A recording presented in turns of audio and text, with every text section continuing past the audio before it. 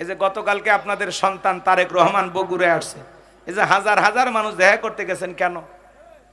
বাবার কারণে। কথা কয় না? ওনার বাবা আপনাদের এলাকার সন্তান, এই গাবতুলির সন্তান, শহীদ প্রেসিডেন্ট জিয়াউর রহমান। সারা পৃথিবীর মানুষ তার জন্য দোয়া করে। কথা বলেন না কেন? দুই একটা জীবনে ভালো কাজ করছেন যেগুলো খুবই গুরুত্বপূর্ণ। আরাফার ময়দান, মরুভূমি, নিম গাছ লাগাইছিল আল্লাহর বান্দা। এখন সেই আরাফার ময়দানে অসংখ্য গাছ, ওনার দেখানো পথেই লক্ষ লক্ষ গাছ। এখন আল্লাহু আকবার কোন। আমি নিজে এইবার হজে গেছিলাম, দেখলাম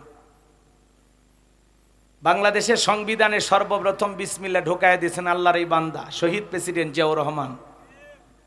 আল্লাহ বলেন, আমার কোরআনের একটা আয়াতকে এই সম্মান দিলা, ভালোবাসা দেখাইলা, মৃত্যুর পরে সারা দেশের মানুষ কেঁদে কেঁদে তার জন্য দোয়া করেছেন। কথা বলেন ঠিক না? এই সম্মান আল্লাহ কোরআনের কারণে দিয়েছেন। তিনবারে সাবেক প্রধানমন্ত্রী বেগম খালেদা যে মারা গেলেন, এদেশের বড় বড় আলেম ওলামা তার জানাজায় অংশগ্রহণ করলেন।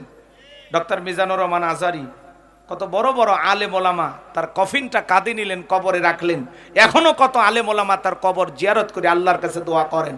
এই যে আলেমদের এত ভালোবাসা, 54 বছরের স্মরণকালের সেরা জানাজা বেগম খালেদা জিয়ার ভাগ্যে পেয়েছেন, শুধুমাত্র আলেমদেরকে মোহাব্বত করতেন। কথা বলেন ঠিক কিনা?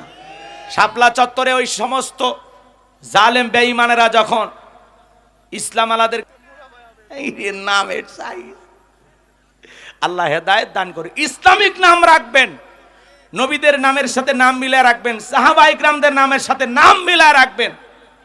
এখন আপডেট মা বাবা হয়ে গেছে, সন্তানের নাম খুঁজে পায় না, নাম রাখে মোটু পাতলু। এক গ্রাম্য চাচা ঢাকায় গেছে, খাওয়া দাওয়া শেষে বলে, ভাতিজা তোমার নাকি ছেলে মেয়ে আছে, ডাক দাও। এইবার ডাক দিছে, ব্রাশ ফায়ার।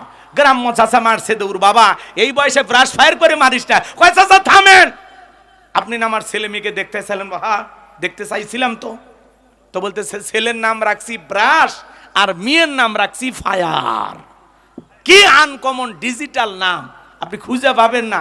এরকম মানুষ আছে না নয়? সম্মানিত ভাইয়েরা আমার, গভীর মনোযোগ দিয়ে কথাগুলো শুনে যাবেন বাজার। এরপরে আপনার 4 নাম্বার দায়িত্ব, সন্তান যখন বড় হবে তাকে দ্বীনি ইলম শিক্ষা দেওয়া, কোরআন সুন্নাহর জ্ঞান শিক্ষা দেওয়া। সন্তান কথাই বলতে পারে না, আমরা শিখাই টাটা। কথা বলে না কেন? যারা শিখাবে টাটা ওয়ার কপাল ফাটা, ওই সন্তান বড় হয়ে মারবে কপালে ঝাঁটা। কথাই বলা শিখিনি।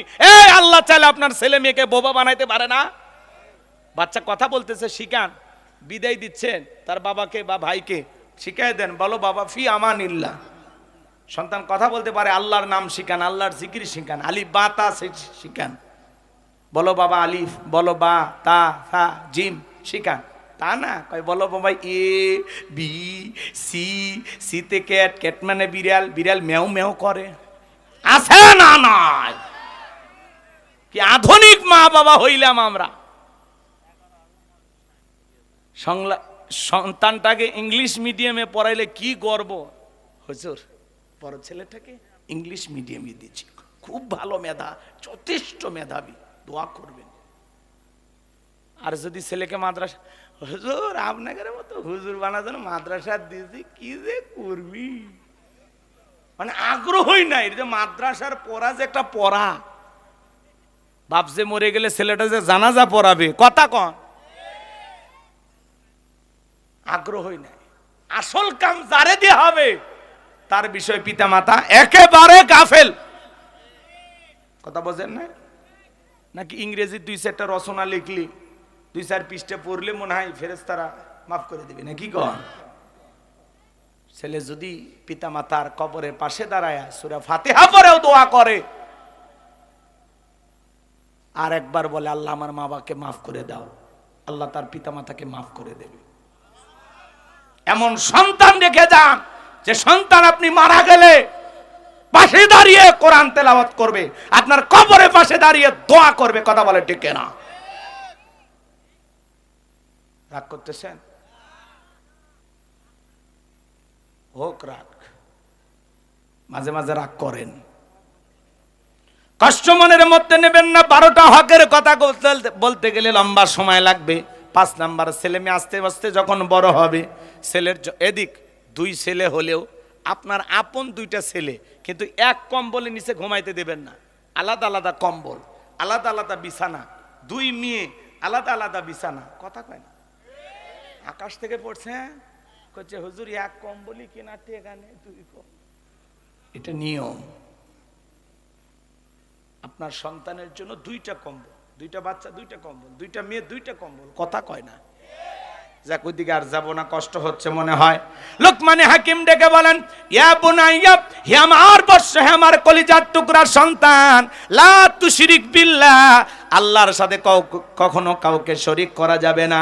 ইন্না শিরিকা লা যুলমুন আযীম, শিরিক হলো সবচেয়ে বড় জুলুম, সবচেয়ে বড় অপরাধ। একটা ছেলে ডেকে বলে, আব্বা আমার দেওয়াজ নসিহত হবে না, ইমামতি হবে না, আপনি টাকা দেন, আমি বিজনেস করব, ব্যবসা বাণিজ্য করব। বলেন তো বাজান, আলেমের বেটা সবাইকে আলেম হয়? আলেমের বেটাও জালেম হয়, ডাক্তারের বেটাও ডাকাত হয়, হাজিরি বেটাও পাজি হয়। কথা কোন ঠিক কিনা? ডেকে বলে, আব্বা আমারে কিছু টাকা দেন, আমি একটু ব্যবসা বাণিজ্য করব। লোকমানে হাকিম ডেকে বলে, ছেলে তোমাকে দেওয়ার মতো টাকা আমার কাছে নাই, তবে আমার এক বন্ধু একটা দ্বীপে বসবাস করে, তার কাছে আমি কিছু টাকা পাই, কিন্তু এই দ্বীপ পর্যন্ত যাইতে তোমার অনেকটা সময় লাগে যাবে, বিপদ হতে পারে, মৃত্যুর সম্ভাবনাও আছে। আমি বাবা হয়ে ছেলেকে এত বড় বিপদে ফেলতে পারবো না। ছেলে বড় নাসর বান্দা ডেকে বলে, আব্বা আপনি শুধু লোকেশনটা বলে দেন, যাওয়া রাস্তাটার কথা আমাকে বলে দেন, যত কষ্টই হোক আমি যাইতে রাজি আছি। এইবার লোকমানে হাকিম ডেকে বলে, বাবা তুমি যেহেতু যাইতে চাও তাহলে শুনে নাও, বাড়ি থেকে যখন বের হয়ে যাইবা 2 রাকাত সালাতুল হাজতের নামাজ আদায় করবা, নামাজ পড়ে রওনা করবা, মরুভূমির বিশাল রাস্তা পাড়ি দিতে গিয়ে দেখবা ছোট্ট একটা জঙ্গল দেখা যায়, সেখানে ঝরনার পানি পড়তেছে, সেখান থেকে প্রয়োজন মোতাবেক পানি পান করবা। সামনে যায় পিছনে তাকায় দেখবা জঙ্গলটার দেখা যায় না, ভয় পাইবা না। সব কথা বাবা বাড়ি থেকে বললেন, কিছু কিছু ধারণা দিয়ে দিলেন। এইবার সন্তান পথ চলতে লাগলো, পথ চলতে চলতে দেখলেন হ্যাঁ বাবা যে কথাগুলো বলতেছে মিলে গেছে। চলতে পথে দেখলেন বিশাল একটা গাছ, বাবা বলেছে গাছের আশ্রয় নিলে বিপদ হবে। এইবার এই কথা ভেবে যখন রওনা করতে চাইলো, গাছের গোড়ায় থেকে একটা মুরব্বি ডেকে বলে, বাবা এইখানে আসো বিশ্রাম নাও। বলে না, বাবা বলেছে বিপদ হবে। এইবার লোকমানে হাকিমের সন্তানকে ডেকে বলে, তোমার বাবা কি বলে নাই?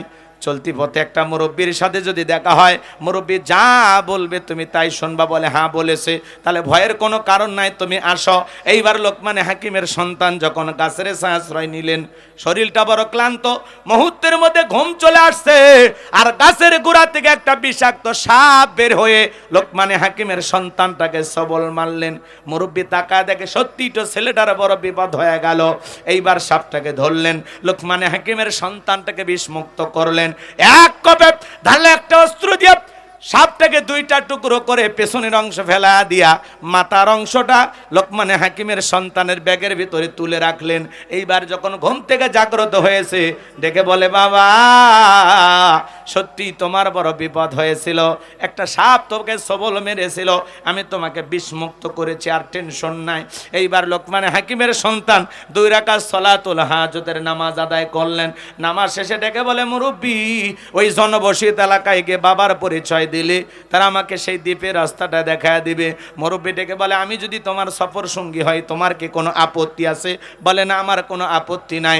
এইবার মুরব্বীকে সঙ্গে নিয়ে ওই জনবসতিত এলাকায় গিয়ে যখন বাবার পরিচয় দিয়েছেন, আমি লোকমানে হাকিমের সন্তান, সবাই আদর করতে লাগলেন, ভালোবাসা দিতে লাগলেন। কেউ থাকার জায়গা দেয়, কেউ খাওয়ার জন্য জায়গা দেয়। আল্লাহু আকবার বলেন।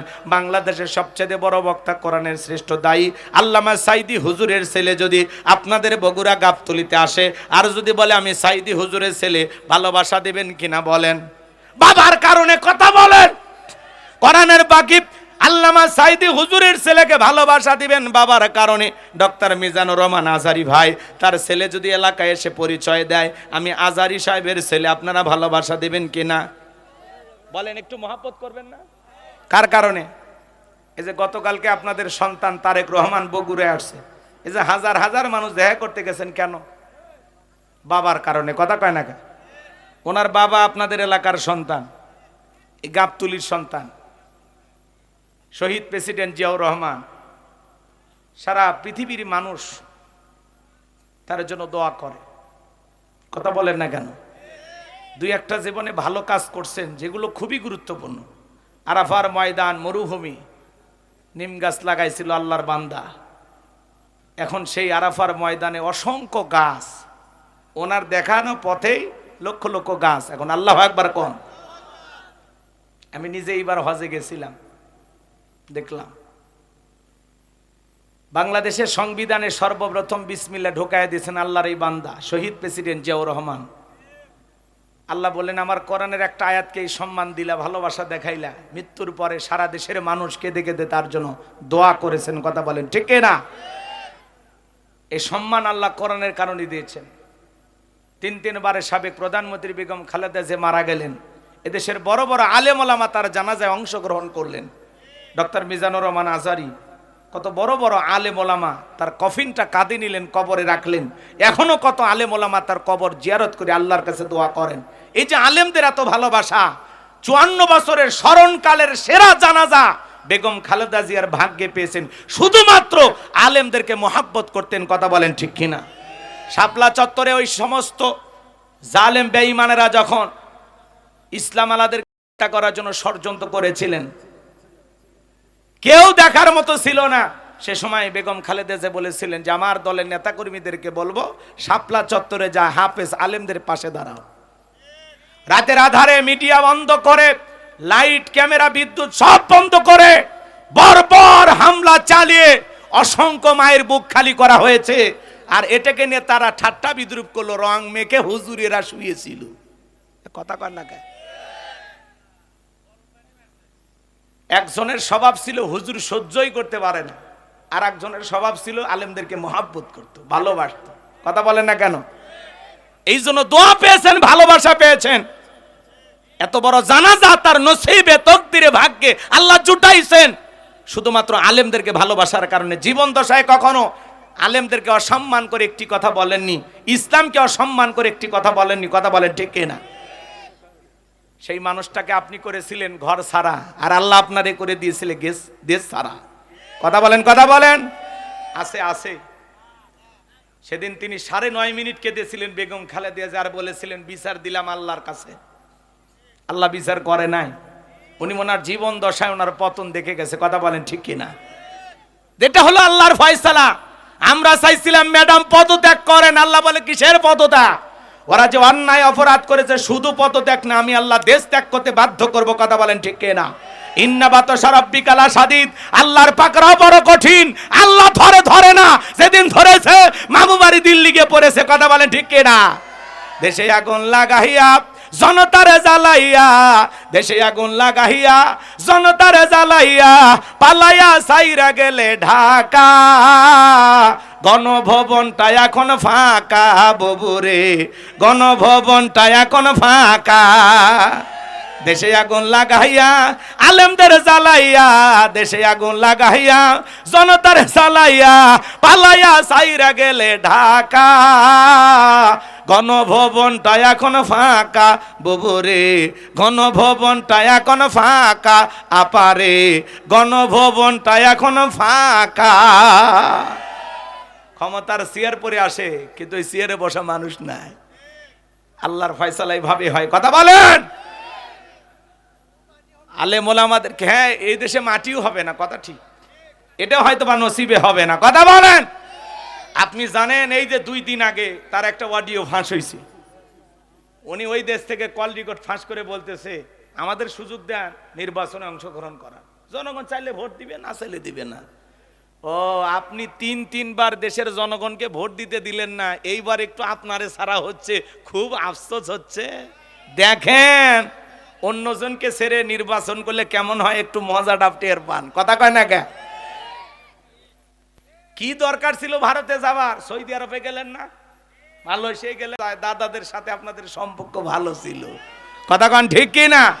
আসলে মূলত উনি প্রধানমন্ত্রী ছিলেন না, উনি ছিলেন ভারতের কর্মচারী। কথা বলেন ঠিক কি না? বেগম খালেদা জিয়ার উপর অনেক নির্যাতন করছে, ওই বয়সে জেলখানায় ঢুকাইয়া। দেখছেন সেনাকুঞ্জে যখন গেছিল হাতগুলো সোজা পর্যন্ত করতে পারেনি খালেদা জিয়া, দেখছিলেন ভিডিও? মায়া লাগে। একটা নারী হয়ে আর একটা নারীকে কতটা নির্যাতন করেছেন। কত আলেমের জীবন শেষ করে দিয়েছেন, কত মানুষকে, নিরপরাধ মানুষকে আয়না ঘর বানায় নির্যাতন জুলুম করেছেন। কথা বলেন ঠিক কিনা? মনে রাখবেন, জুলুম কখনো চিরস্থায়ী হয় না, জুলুম যত বাড়বে পতন তত নিকটে। কথা কোন ঠিক কিনা? আর মনে রাখবেন, জুলুম যত বাড়বে বিজয় তত নিকটে। রাতের গভীরতা যখন বাড়ে ভোরের সূর্যতা তখন নিকটে। কথা বলেন ঠিক কিনা? এরকম ভাবেই বুঝবেন, যার যখন অত্যাচার জুলুম বেড়ে দিবে বুঝে নেবেন ওর পতন আসতেছে। তো আল্লাহ তো এইরকম ভাবে পতন ঘটাবে। লম্বা হবে বাজান, লম্বা করবো না। কথা মনে হয় ভুলে গেছেন কি বলতে চাচ্ছিলাম। লোকমানে হাকিম ভুলে গেছেন? ওনার ছেলেকে সবাই ভালোবাসা দেখাইতে লাগলো। কেউ খাইতে জাগায় দেয়, কেউ ঘুমাইতে জাগায় দেয়। লোকমানে হাকিমের ছেলে, জ্ঞানী মানুষের ছেলে, তার একটা সুপরিচিতির কারণে সবাই ভালোবাসা দেখাইতে লাগলো। কথা বোঝেন নাই? এইবার লোকমানে হাকিমের সন্তানকে সবাই মোহাব্বত করতে লাগলেন, ভালোবাসা দেখাইতে লাগলেন বাজান। এইবার একজন মুরব্বী ডেকে বলে, বাবা তুমি কি বিয়ে করছো? বলে, না বিয়ে করি নাই। বাবা বলেছে, খবরদার এলাকা একটা সুন্দরী মেয়ে আছে, দেখতে যাবা না, গেলে বিপদ হবে। কি বললেন? গল্প করেন না।